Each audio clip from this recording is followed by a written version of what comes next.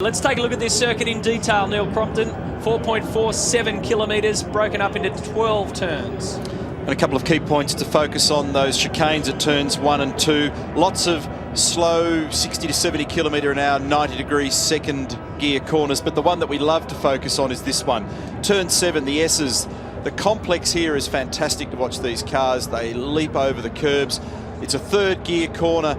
They're very quick on the approach, about 230 to 240 k's. They wipe a lot of speed off to crawl through here, but as they do it, they leap and jump across the curbs. It always produces spectacular motor racing, and if you get it wrong, it is very, very easy to end up in the outside wall on the exit, right next to the point where our camera is sitting on the wall. There's Tander. Fresh brakes on car 16. Told to take it easy. Rick Kelly alongside the Jim Beam racer of Will Davison. It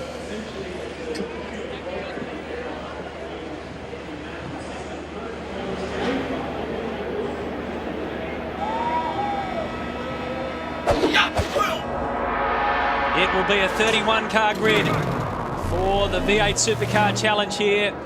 And Garth Tander starting from pole position. James Courtney, the Geldwen Motorsport Ford, alongside him. The second row of the grid, we find Jamie Whincup, the championship leader, and Russell Ingall, a two-time overall winner on the streets of surface. Craig Lowndes from position 6.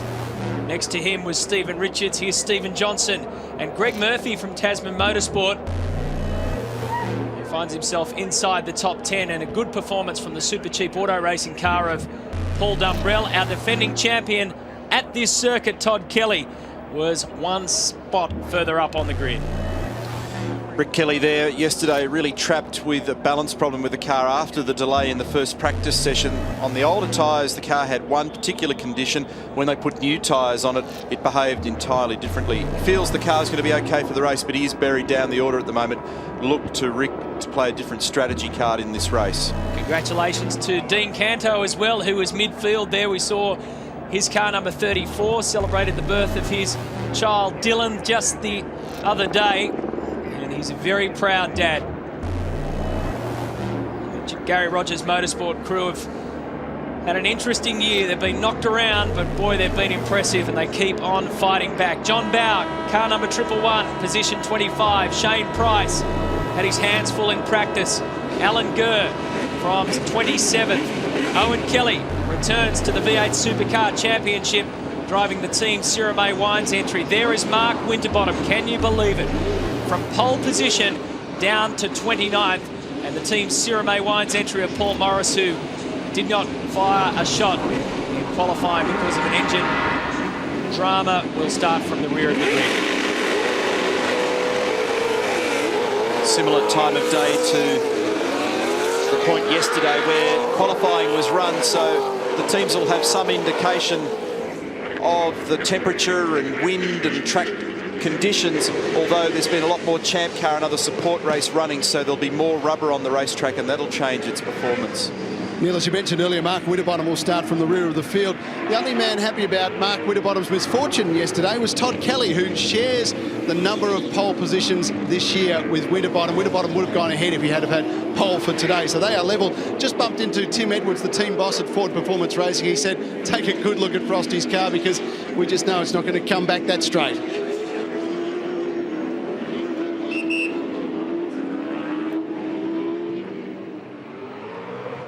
.24 degrees, track temperature 37 degrees, outlook sunny and fine. The shadows starting to come across most parts of the circuit with all the tall apartment blocks around us. And I reckon you're right, Mark Beretta. I reckon from way back in 29th, Mark Winterbottom will not hold back. Super Cheap Auto Racing's Paul Dumbrell. Matthew, you mentioned he did well in 10th. They've actually changed the engine in that car with an oil pump problem during qualifying. The interesting thing is they've changed the engine and used the spare engine because of the tight turnaround with Bahrain. That means that if McConville or Dumbrell have any engine-related failure, that will put them out for the weekend. I'll tell you what, FPR and Mark Winterbottom certainly have every reason to be down in the dumps after going from first to last in the field. But I tell you what, their heads are high and there is hope in their hearts, because historically they've gone through the data and had a look. The people have gone from down in the low 20s up into the top 5 using a very special strategy. Stay out as long as you possibly can around here, and if the safety car falls your way, you can jump a mega amount of the field if your car is quick. And we certainly know that Frosty's car is quick. Bit of news also that Paul Morris will start from pit lane in car number 67. Matthew detailed before engine trouble yesterday for him, preventing him from running in qualifying. There he is, right down the end of the pit lane exit, beyond the champ car pit, and he'll wait for the field to go by and then he'll get the signal to go. Compulsory pit stop for this one. The window is between laps 5 and 19. This race should run for around about 1 hour, 120 kilometres around this racetrack. The trick here is to try and survive the opening lap or two, get through the first couple of chicanes without strife. Over the years we've seen lots of congestion, lots of damage, and the real pressure on the teams for this weekend is to survive, put your car back in your transporter straight and clean, and minimum amount of prep required then to get the cars to Bahrain, because 2 individual flights going, one from Queensland, one from Avalon in Victoria, into the 747 freighters, where they'll do the air freight load across to the Middle East, to Bahrain. Is that a ball on the racetrack, an inflatable ball or a balloon to the right? That'll probably need to be grabbed, and no doubt the officials are onto that at the moment. No burnouts from turn 12, the final corner. This is what trapped Craig Lowndes last year, and drivers being reminded to make sure they behave on the way to the line. Pentax Flycam will be bringing our V8s from turn 12 down the main straight. Their pit entry is further back, and of course once they exit their part of pit lane, which is just ahead of us there underneath that bridge, they then have to join the champ car pit lane, not put it above 105 kilometres an hour. Interestingly, Matthew, with the diff ratio that's in the cars this weekend, first gear is good for 104 kilometres an hour. So that was the reason why that speed limit was set. You can use second gear down there and just drive against the brake and try and regulate your own speed. Most drivers last year preferred to run it on the rev limiter in first gear, and that way they didn't have to think about it. Let the engine do it for you. 40 Ks in pit lane and then straight off into the champ car pits. It can be a very noisy weekend, the Indy weekend. That F111 got me yesterday. Got you again today. Got about 100,000 others too, I think. So the V8 Supercar Challenge. Garth Tander on pole position. James Courtney second. Jamie Whincup starting from third. The Toll HSV car of Rick Kelly, 11th on the grid. That's his view. That's his teammates' view. Good crowds. They love the V8s on the streets of Surfers Paradise. And who will get the power down first? Pretty even at the start, but Whincup didn't get away well. Russell Ingall is hovering.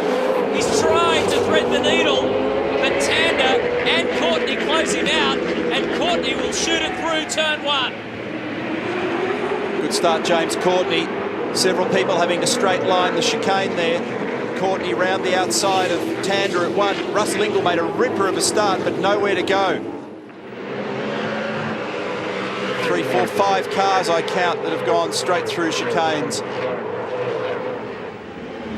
Down to turn 3. Single file. Oh, a bit of a lock-up in midfield. It may have been Mark Winterbottom. No, it was one of the Team BOC cars. There's Winterbottom going through. Remember, he started 29th. We'll be tracking his progress. We know he's got a fast car. Tander will be a little bit dirty with himself that James was able to go around the outside with relative ease then. Always difficult to know here. It's a very hard corner to sight, and off the standing start with cold tyres, how brave do you need to be? You do not need to go straight ahead down there, and he just eased off a little and James pounced around the outside. Not a bad start either by Craig Lowndes.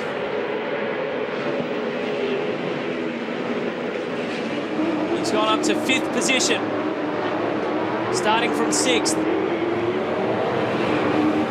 Here comes Tander, looking on the inside, looking on the outside.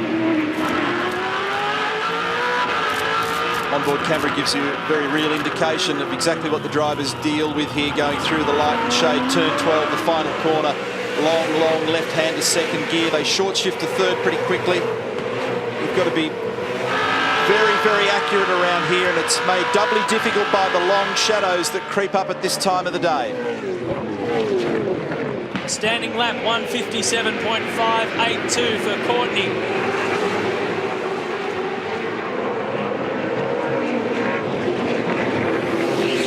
The order is this. We'll just take a look at an incident. Steve Owen there, taking a dive at Paul Dumbrell. No, Dumbrell. I reckon Owen might have actually whacked the wall then, because he looked as though he was on a very bad angle. I don't know what the aftermath of that was, but I'm not sure that he would have cleanly got around that corner in number 55. There's Davison, just on the outer edges of the top 10.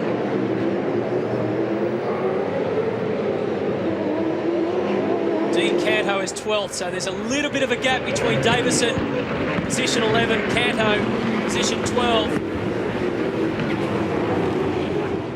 Winterbottom's moved up to 25th.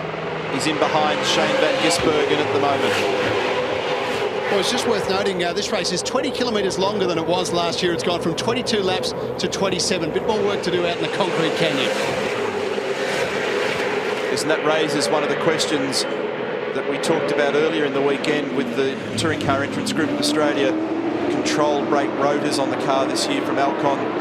Made the point at Bathurst, it's technically a little different to the rotors that would have been on most cars here last year. And practice at qualifying, you tend not to do a lot of consecutive laps. Most people wouldn't have had the opportunity to do much more than probably 5-6 laps together on end.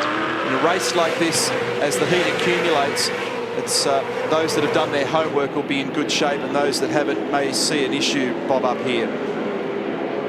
So the first time round it was 157. That time around 151. Order remains the same. Courtney, Tander, Ingle, Whincup, Lowndes. Just easing away a little bit, these two at the moment.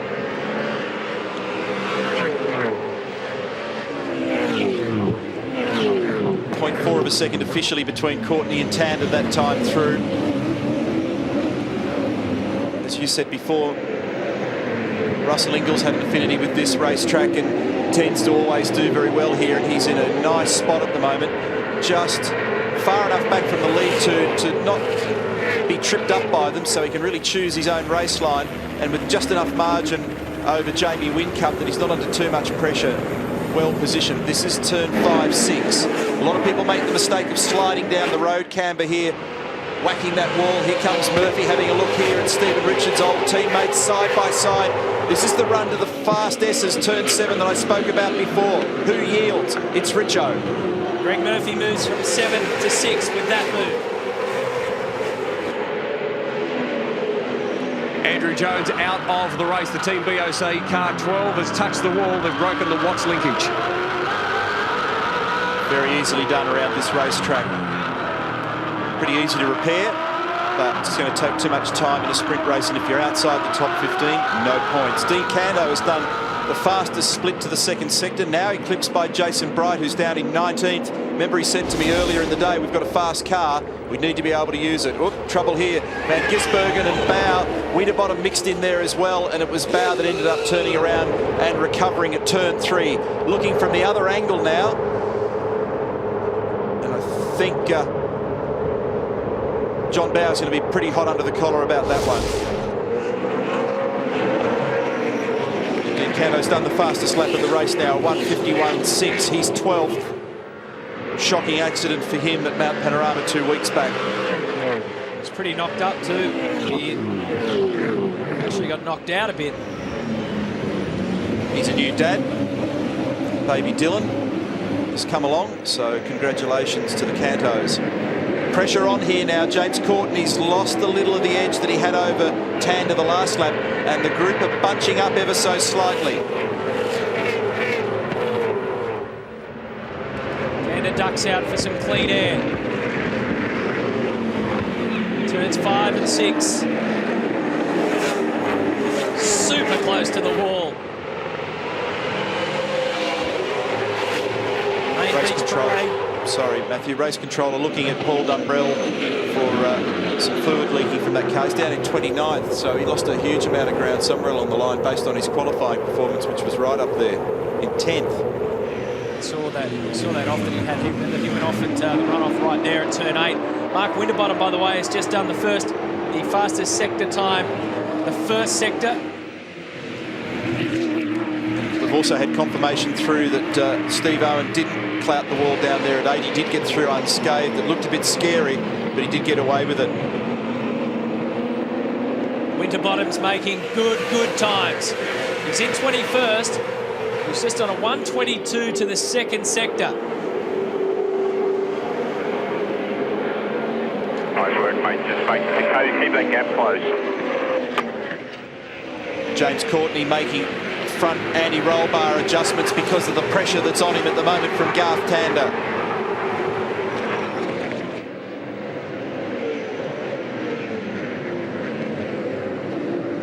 Just go easy on them, mate. Your last lap was a second quicker than anyone else out there.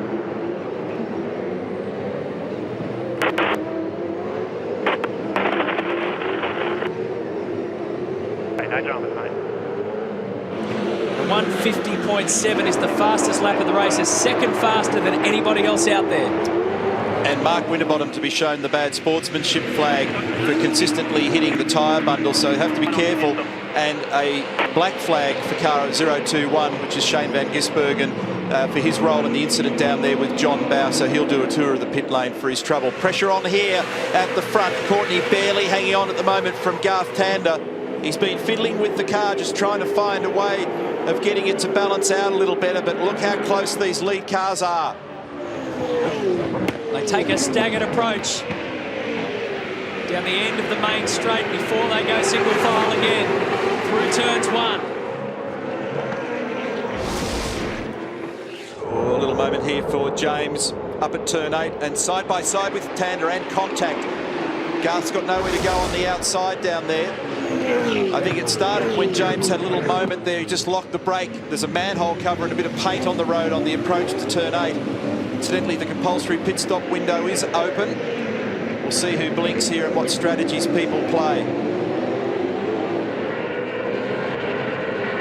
Ingle looking for cooler air in the front of that car. He's got a bit of paper, I noticed, down in the radiator intake, and we'll see Todd Kelly come in this lap in car number 22. He's position 9 at the moment, a little buried in the group, so they're going to pluck him out and try and play a different strategy. Todd actually showing very fast sector splits in that car. So Matthew Crawford engineering that car, looking to try and provide Todd with some fresh air to get a benefit. Great view there of the turn 7 chicane complex. Craig Lowndes is also going to come in this lap.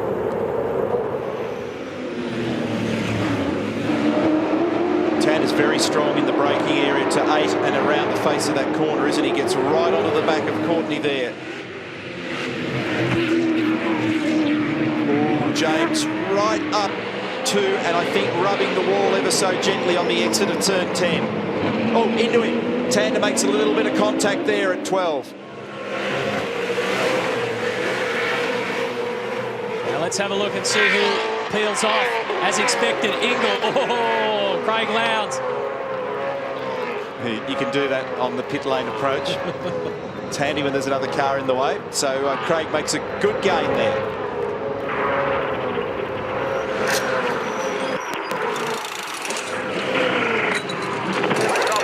Back to the sprint race format.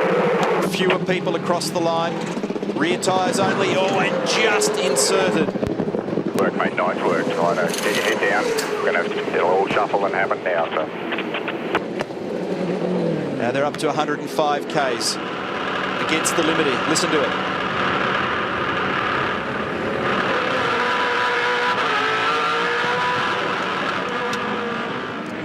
Well, guys, some of the teams not happy with the pace that James Courtney is setting out in front, but Ford Performance Racing certainly are. It's giving Mark Winterbottom every chance to work his way back up through the field. As you mentioned earlier, his fastest lap time at the moment, a second quicker than anyone else. He is working his way back up to the pointy end. You notice Russell Ingall there just losing a slot in that round of pit stops too. They try so hard and practice every day to get those right, but just a jammed wheel nut on the back left side for just a second and a half is what cost him that spot. Left mirror missing off James Courtney's car. He's been run up against the wall, and car number 2, Mark Scaife's been warned by race control. He'll get the bad sportsmanship flag for consistently hitting the curbs. And Tander again makes a little bit of contact at turn 8. He's very strong up there.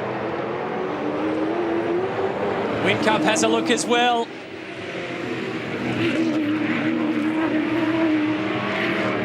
Hasn't quite got the speed in a couple of places at the moment, Courtney, and he's just causing a little bit of a queue, but he's very strong in other places, and that's what's holding him in reasonable shape. Now he peels off. And the word to Garth Tander, press on, make speed in clean air. And the tap up. So look to Tander to try and make advantage here.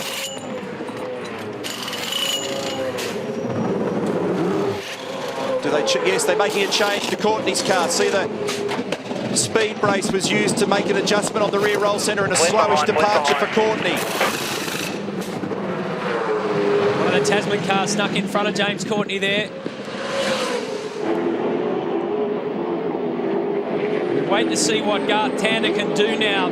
He's dropped the spot. I think Murphy's done a good job there, and so James had to balk due to the traffic, and they had to do that adjustment as well.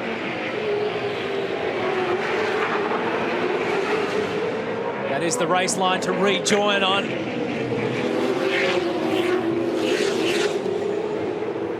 So that's hurt James Courtney. And it'll be fascinating to see what Tander can do now that he's been released. Leads the motor race. It was a 3-second gap last time around between Garth Tander and Jamie Whincup. And Tander's going to come in this lap.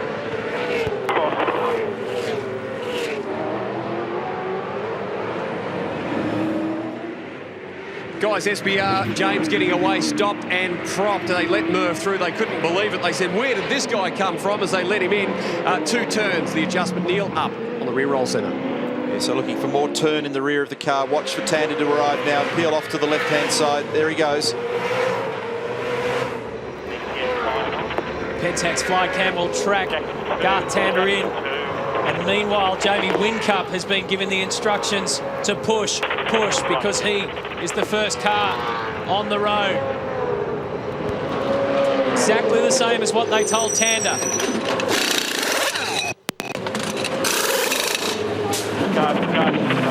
You see on the race tracker where Courtney is. They're going to come out next to Lowndes, so just merge your well. Let's see where the Vodafone car is. Tander exiting the Champ Car pit lane, and he'll go straight ahead through the traffic island, which is the procedure here. There's the release point. Away he goes. Should be okay, but it's close. Hangs on. Craig Lowndes has just done a 150.4849. And it's a new lap record. And remember that Tander's got cold rear tyres, and that's the message to Craig Lowndes, who's on the gas at the moment. These guys are down in 16th. The leader of the race is Jamie Whincup. Stephen Richards running with him. There's not much of a margin there either.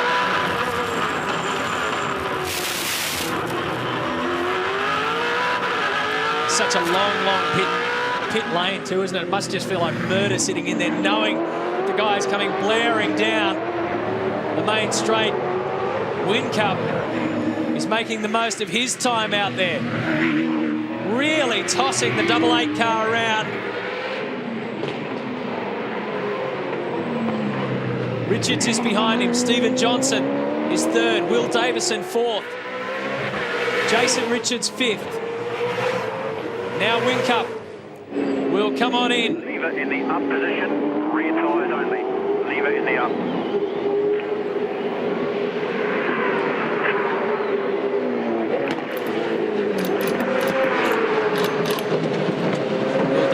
also goes in.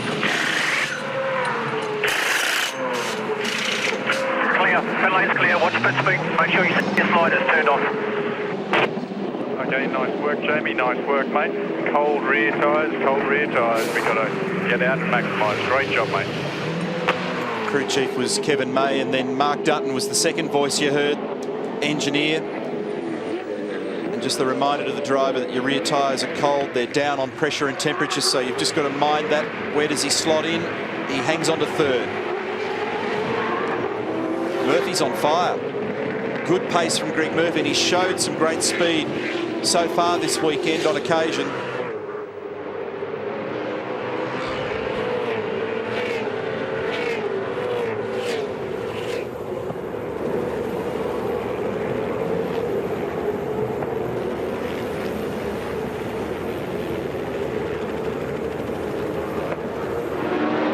Alan Gurr in the Irwin Tools car. And here's some problems for Stephen Richards in pit lane, and I think he's hit the wall. He has. Quite an extraordinary situation, hard on the anchors, and they come from quite a big terminal speed. Lock the rears, turn the car hard right into the cement wall. The right front is damaged. That's bizarre. Must have tagged the end of the tyre wall down there in the process, and that's going to murder his race, Stephen Richards. Got the slide hammer to just try and bend that bracket back.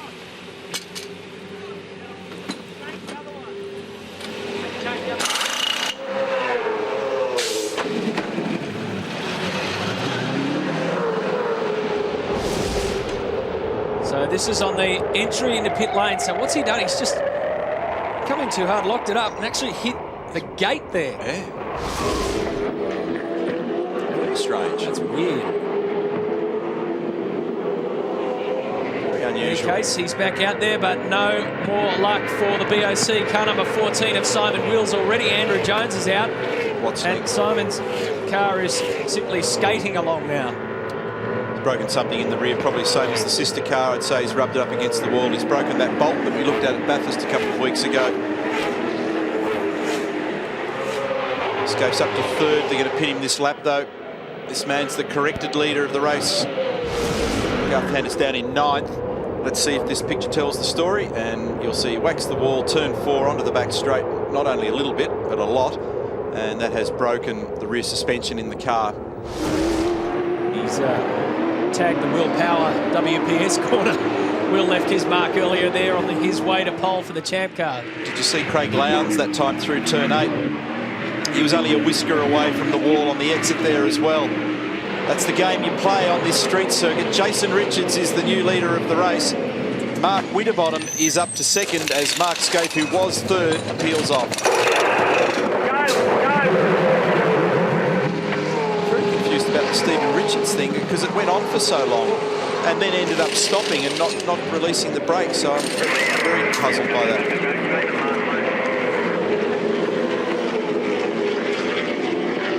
Car number 50 of Steve Owen. Direction 55 of Steve Owen, and Tony D'Alberto did such a great job at Bathurst.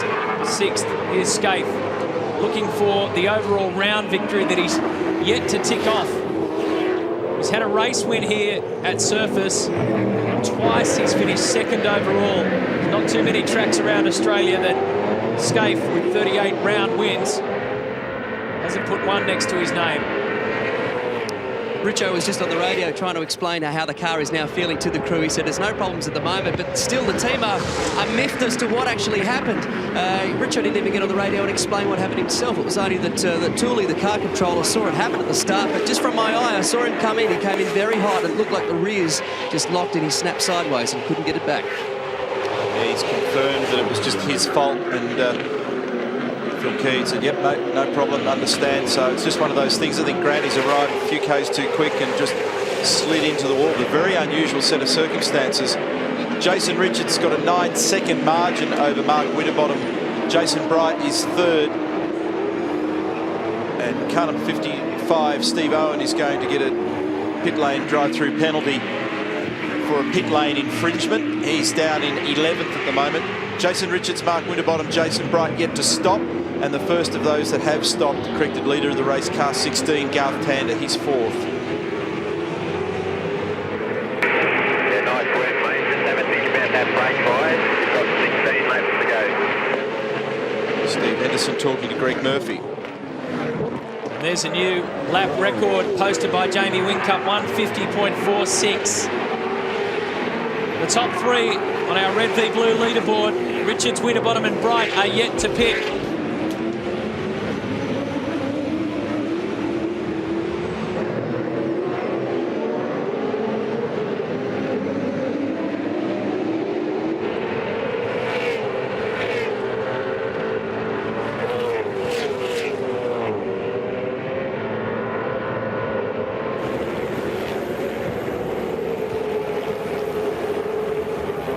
Don't forget, 2 more races to come. The V8 Challenge tomorrow, and of course, the Lexmark Indy 300. And worthwhile highlighting this man coming in out of turn 8, Greg Murphy's done a terrific job. He started in 8th position. When this is corrected, Neil, he'll be in 4th, ahead of Russell Ingall and James Courtney, behind Tander, Lowndes and Whincup, who's the fastest man on the circuit at the moment. The other team playing the strategy game is Brytech. Look to bring Jason Bright in the very last minute of this compulsory stop window. Wow, Jamie Whincup's just further lowered the lap record to a 149.9. He's on fire. That's very, very quick. And he's continued to punch out fast sector times and better lap times lap after lap. Coming off a 4th placing, of course, the leading Holden at Bathurst for Murph and Jason Richards. And there's a couple of guys in this field, and they're right there on the road in front of each other, Murph and then Ingall. Between them, they've got 8 race wins on this circuit. Well, Greg Murphy just having a wonderful day today. It was his pit stop that did it. They had a lightning stop in the Tasman team, and they made up about 3 places for Greg Murphy, but he is delighted with the car. He's calling into Jeff Gretsch and just telling him that everything going very well, and they are about to stop Jason Richards. They'll bring him in the next lap, guys. Jack Daniels Racing cars of Jack Perkins and Shane Price in 19th and 20th, although Race Control has just issued a bad sportsmanship flag to Shane Price for hitting those tyre bundles and aggressively hitting the curbs, so Shane will need to just be careful of that. The team will advise him of it. 112 championship starts for Jason Bright.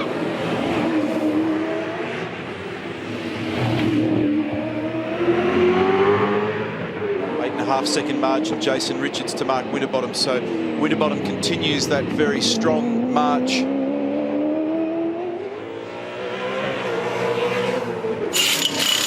And now Richards peels off.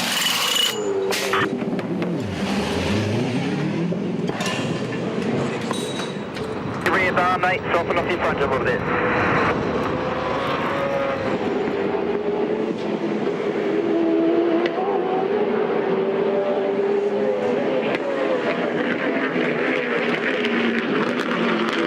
Whincup continues to get good encouragement out of his Team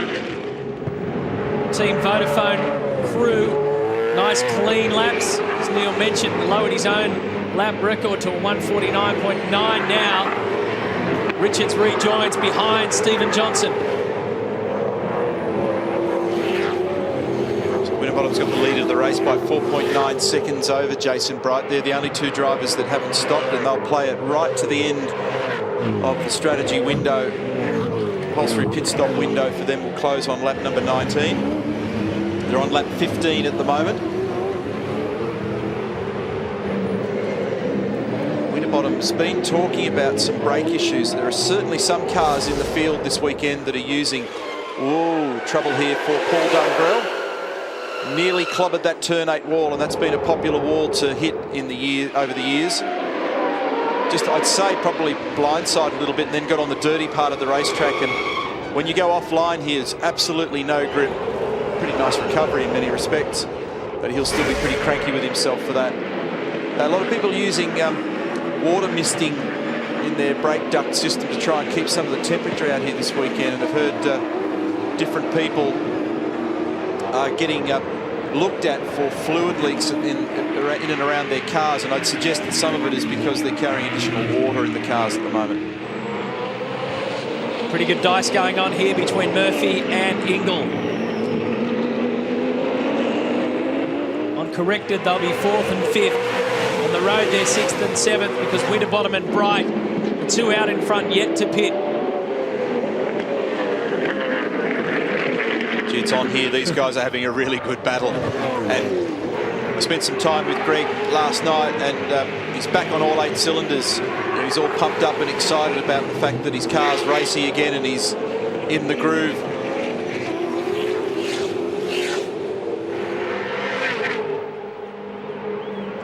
So the V8 Supercar Challenge.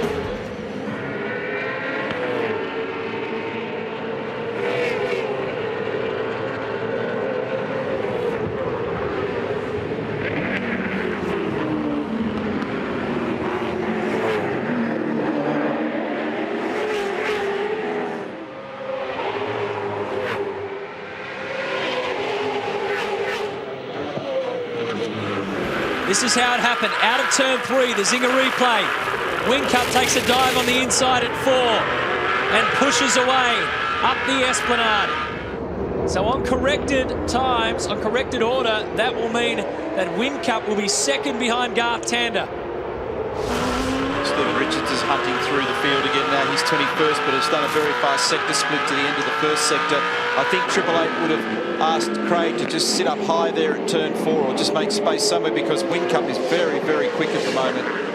Just trying to figure out where people truly sit on corrected time, Neil. He's actually such a black art, as you know. I'm just going to show you a piece of equipment that these propeller heads use in here to try and make sense of it all. This is a piece of data they call like a lap predictor, right? Sitting in front of Clinton here, who's Frosty's mechanic, as we try and figure out, his engineer, as we try and figure out where Mark Winterbottom will come out. There's a yellow line at the top where Mark currently is. That's first position. Down below that, there is a pink line, as I lean over his shoulder here to try and show you. That pink line there is where he could come out once they deduct the amount of time to go down pit lane and service the car, which happens to be about 15th position, right behind Will Davison. Using that technology, they have a rough idea when the best time to bring him in is and where he might just come out. Yes, they're taking live data, timing, stream and feed from all the cars and the timing system here, and they know exactly what everybody's doing and where they are on the road and their own speed. And a wise move by Team Vodafone to let Jamie Whincup loose, because he's heading towards another fastest lap. Scaife and Holdsworth, 15th and 16th. Lots of people being warned and getting the bad sportsmanship flag for touching the tyre bundles on the apex of a variety of corners around here at the moment. It's a popular thing at this racetrack, has always been. Jason Richards has been warned. And they're going to bring Winterbottom in this lap. He's got a 3.5 second lead over Jason Bright. 10 to go, mate. 10 laps, 2.5 seconds. Whincup to a top job. And that's the voice of Matt Nilsson and a quick acknowledgement from Garth Tander. Paul Morris' car is out of the race, boys. Brakes problems for the 67 machine. No matter how hard you wind it to the back, still wants to lock a wheel. Just on that with brakes, I was having a look at some of the data from the teams. It's amazing. Normally at a normal circuit without the concrete canyoning, you see the brakes get a chance to cool down to 450, maybe 500. They're always above 650 here at the Gold Coast Indy, and they jump to as high as 900. They really do copper pounding. Very aggressive brake pedal pressures required around this racetrack on a number of places. Not a lot of recovery time. And after you've done a few laps around here, very quickly discover that it really hurts the friction performance of the brakes, even in the best of circumstances.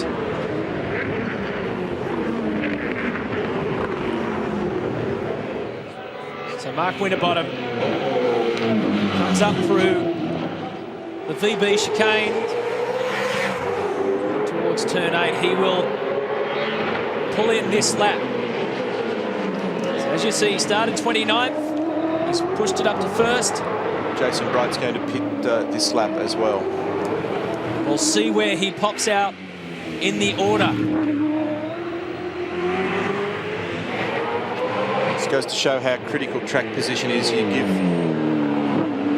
what is it, 15 odd rows away at the start, and it's so very hard to recover in a quality field like this one. And Gurr has just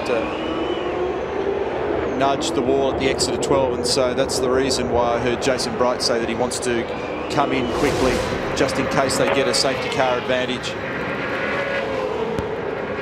Pentax Flycam finds Fujitsu racer at Bright in. Now Winterbottom in. Go, go, go, go. Off you go, mate. Off you go. Frosty, keep your slide off and just watch for skates here as you exit the pit. Moves across to the Champ car pit lane.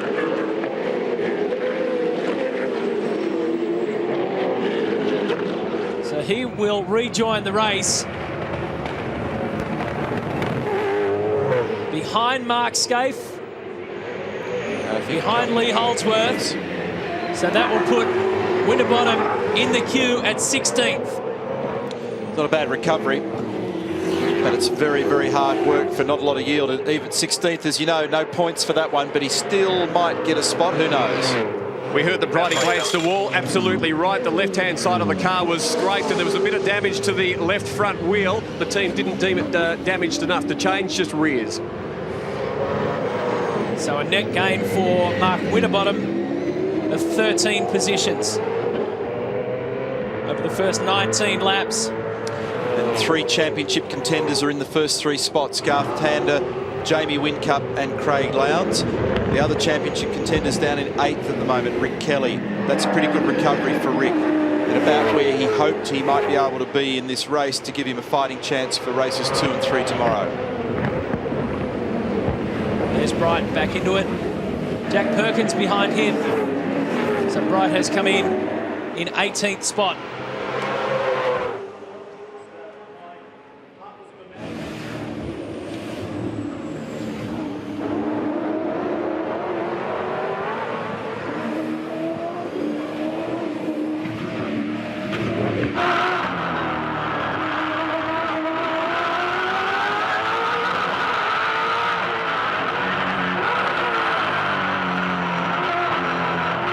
Right on the back of Jack Perkins going into 11 and 12, and Jack just made a tiny little mistake and got a little bit high passing the apex there. He locked the brakes slightly.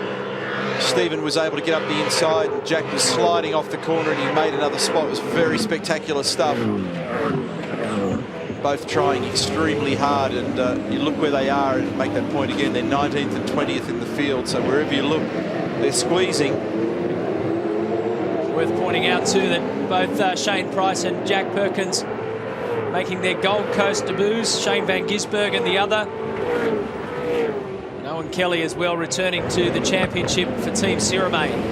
Garth Tander may be leading the race, but in a true professional's eyes, the job is never done. It is never perfect. The instruction has gone out that he needs to work on his first sector. That's probably the weakest part of his lap at the moment, and perhaps showing some sign that they are worried about Jamie Whincup's ability to chase him down.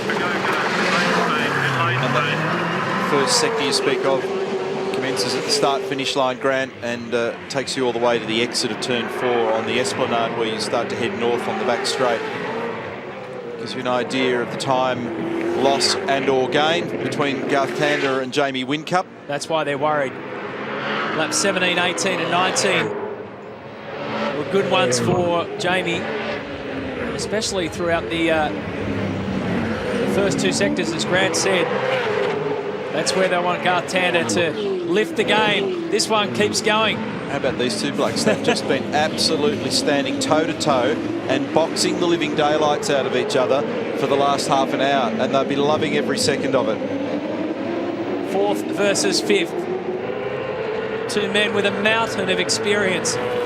Russell edging closer to his 150th championship start. Murph, 125 coming into this one. Greg got obviously a fantastic in-lap, the pit lane processing of him, and then the out-lap, because, as Stone Brothers said before, where did he come from? We know he was 8th on the grid, and he was racing pretty well at the start, but boy, didn't he play himself in at that pit stop phase, and that would have come as a surprise, particularly for Courtney, who was leading the race and now finds himself down in 6th. And there was just enough of a stutter from James Courtney's car When he went to pull out in the pit lane, Cromley, and that's when Murph came zipping on past. And that can make a hell of a difference, because all of a sudden you don't have that car in front of you. Todd Kelly's got a problem with the steering in car number 22. He's 7th at the moment. Car 39, Owen Kelly, is going to get the bad sportsmanship flag for continually hitting the tyres in the fast chicane. So there's about half a dozen to 8 drivers so far that have been given that little wave of the flag. Gives you a great idea of the gap between the race leader. Positions 1, 2 and 3 are fairly close, then there's a long way back. Effectively from turn 2 back to turn 1 is the difference between 3rd and 4th. The difference between Lowndes and Murphy, who has Ingle hot on his tail still. More what's linkage problems, boys. Price is out. He's contacted the wall.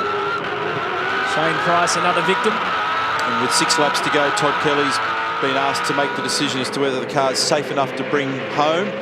He's got a power steering problem, and he'll have to wrestle at home. Not easy. If he has lost the power steering, you need to be Hercules to try and get the thing around for that number of laps.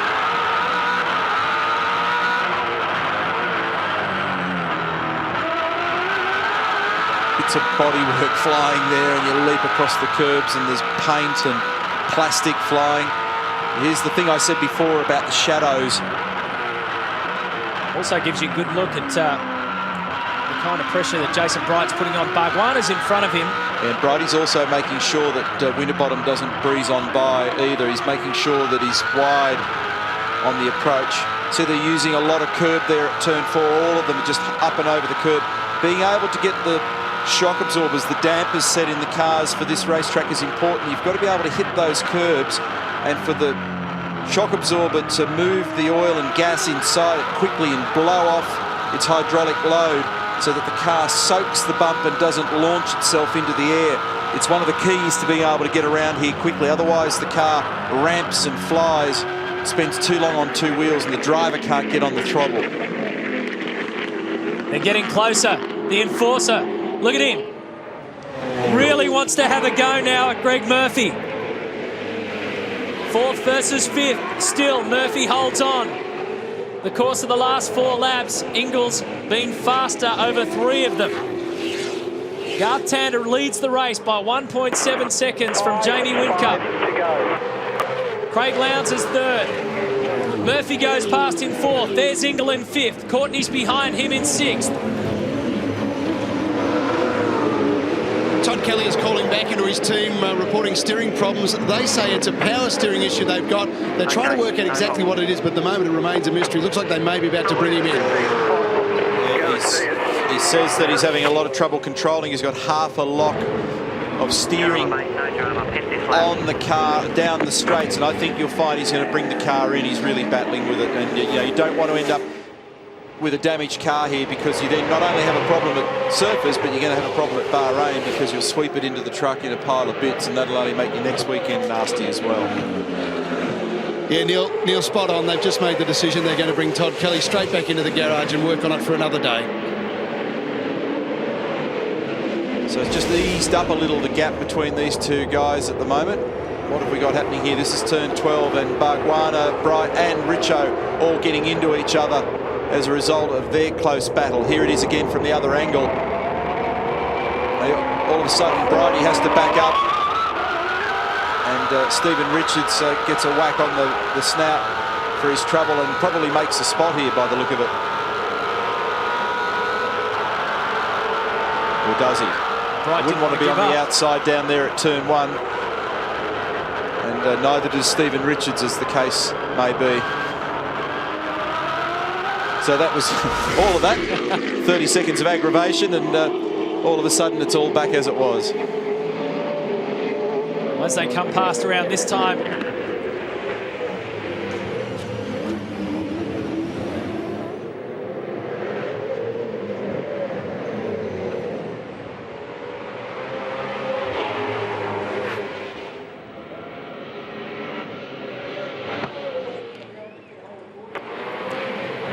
And I think they'll deploy the safety car because of the Jason Bright thing that I was talking about.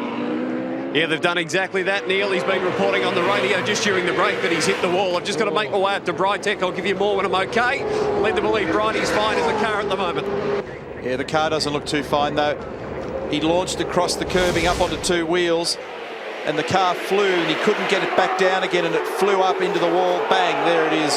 So huge damage, and that was after all that other aggravation the previous lap. See how the car just flew up in the air there, then it slid. Old Richo, that's a tyre that's come off a tyre bundle there.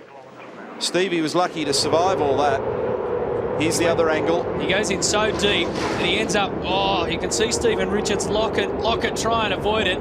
He ended up copping one of those tyres for his trouble as well. Well, that's just the thing, boys. He actually hasn't survived this one. He is complaining of some suspension damage, and the team have got 4 new tyres waiting for him in pit lane. They're expecting him in to have a look. The whole stack of them ended up on the track there. And that's the... Look, I could drive it around, but who knows when it may break proper. Yeah, so he's got a drama, Stephen Mate, Richards. I mean, looking at that hit, I think it's more likely it's just the steering arm. And, you know, I think we've got the safety car to monitor it. There's a chance. Okay, no, we can see it now. Okay, look, mate, the safety car, we'll see if we can... let's break it top arm, mate. Let's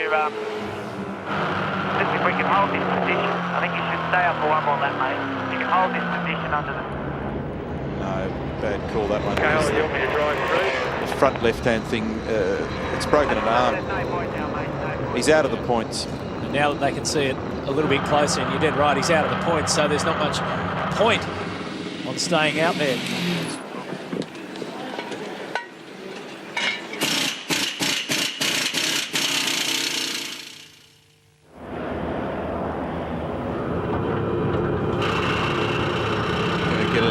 Restart at the end of this lap, we think. At this stage, race controller still thinking about that one at the moment. The field are all bunched up on the approach to turn number 8, and if the lights go out on that WPS Chrysler safety car, it's showtime, and hopefully we'll get a clean run now to the completion of the race. What a wild ride for Stephen Richards, wild ride for Jason Bright. Thank you. Safety car lights out. Safety car lights out. You can increase your speed up to 100 kilometres an hour where safe to do, but exiting turn 12 last turn, I want you to hold 80 kilometres an hour and into pit lane.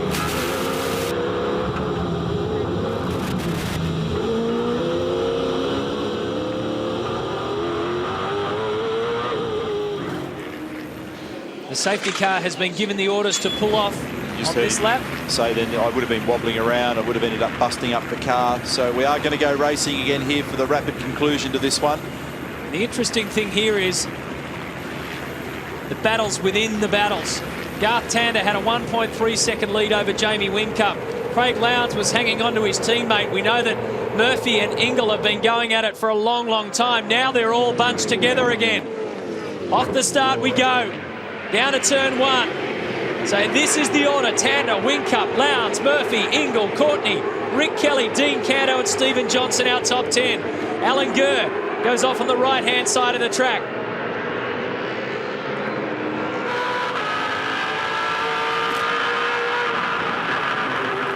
Two full laps to complete.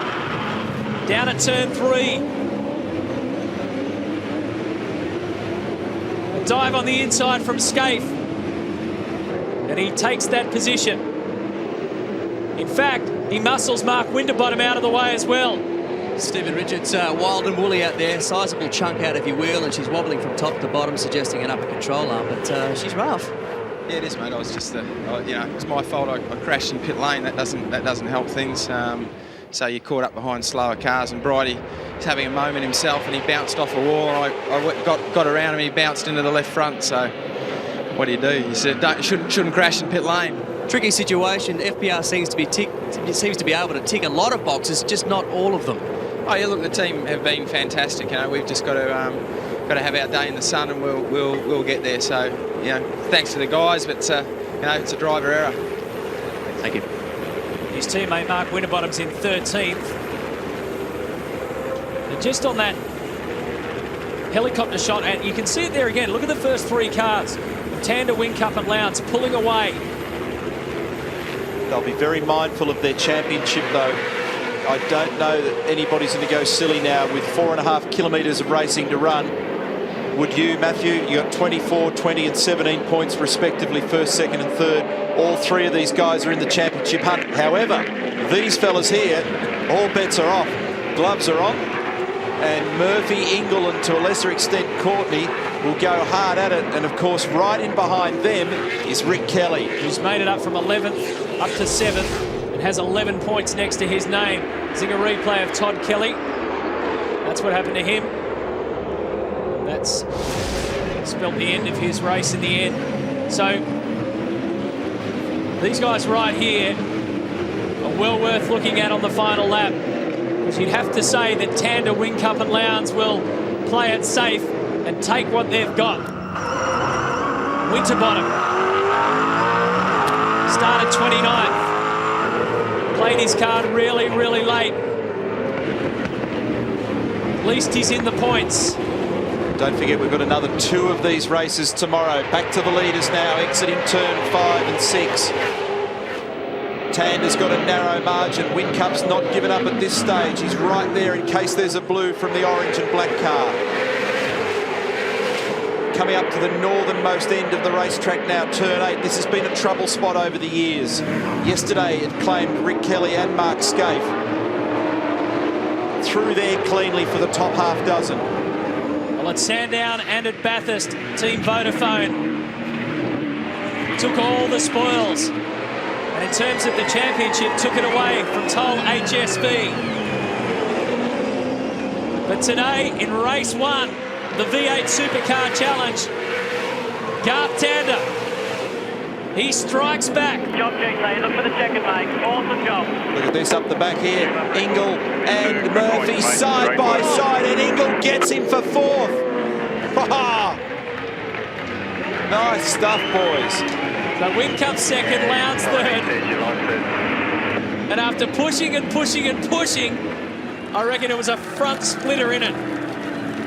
Yeah, great race between those two. Falling in favour in the end for Russell Ingle. And by the way, win number 11 for Garth Tander in 2007.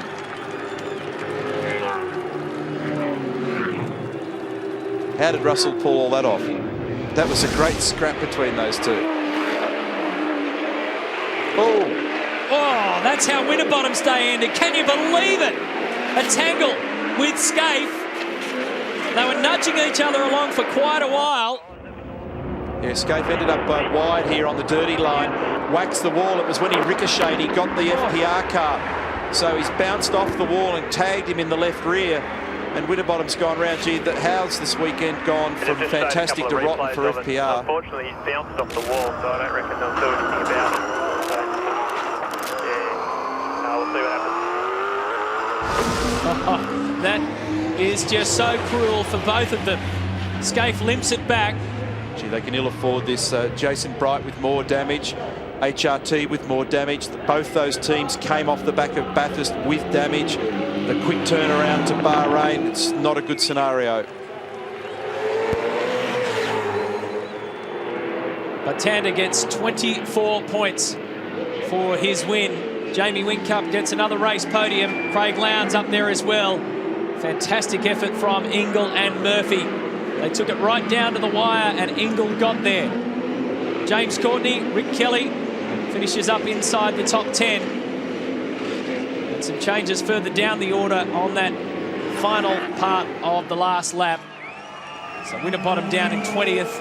21st belonged to car 021 of Shane Van Gisbergen. And quite a few DNFs. Dumbrell, Bright, Richards, Kelly, Shane Price, Paul Morris, Simon Wills, and also Andrew Jones. So yet another incident-packed race for the V8 Supercars on the Gold Coast. And you know what? The weather hasn't even had its say yet. Don't speak too soon. It's usually a feature of this race meeting. That's a sad sight, unfortunately, and we spoke to Jason earlier on, and so disappointing, but what a tremendous performance for these fellas by contrast. Gifted pole position yesterday, but they were so close anyway in terms of performance, so there's nothing wrong with that effort on the part of the Toll HSV team, and congratulations all round to those guys. And as I said before, 11th win of the year for that duo. And also his 4th race win at this venue.